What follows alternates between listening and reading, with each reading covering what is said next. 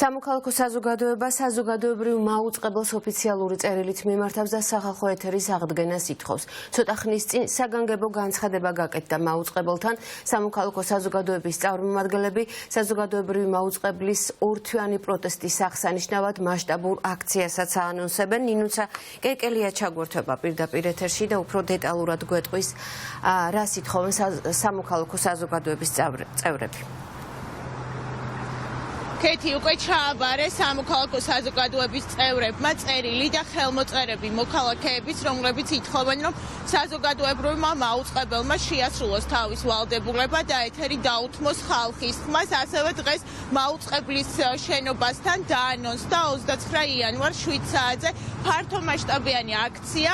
აქციაზე ცხადია, მთავარი მოთხოვნები იქნება როგორც რეჟიმის ტყვეების გათავისუფლება და ახალი არჩევნები, ასევე ის, რომ მაუწყებელ ისე როგორც დეკემბრის თვეში გარკვეული დროის მანძილზე ახლაც საზოგადოებას დაუთმოს საეთერო ბადე.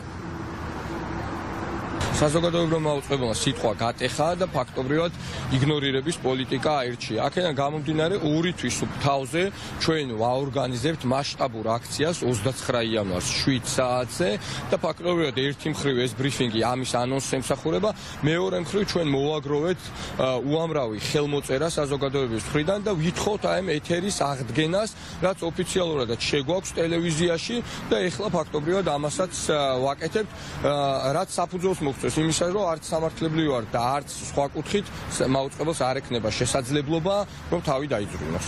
წარმოუდგენელი არის ის, რომ საზოგადოებრივი მაუწყებელი დღეს მიმდინარე მოვლენებს ქვეყანაში ადეკვატურად არ აშუქებდეს. თქვენ რომ ნახოთ, როგორ აშუქებს დღის განმავლობაში მიმდინარე აქციებს საზოგადოებრივი მაუწყებელი, რომელიც 30 წამს უთმობს თითო აქციას, რომელიც ქალაქის მასშტაბით სხვადასხვა პუნქტებში ტარდება, ეს არ არის საზოგადოებრივი მაუწყებელი, ეს არ არის ხალხის ინტერესების და ხალხის ხმის გამტარი ტელევიზია და ეს აღარ უნდა გაგრძელდეს, ეს უნდა დასრულდეს, ეს ტელევიზია უნდა ეკუთვნოდეს მართლაც ხალხს.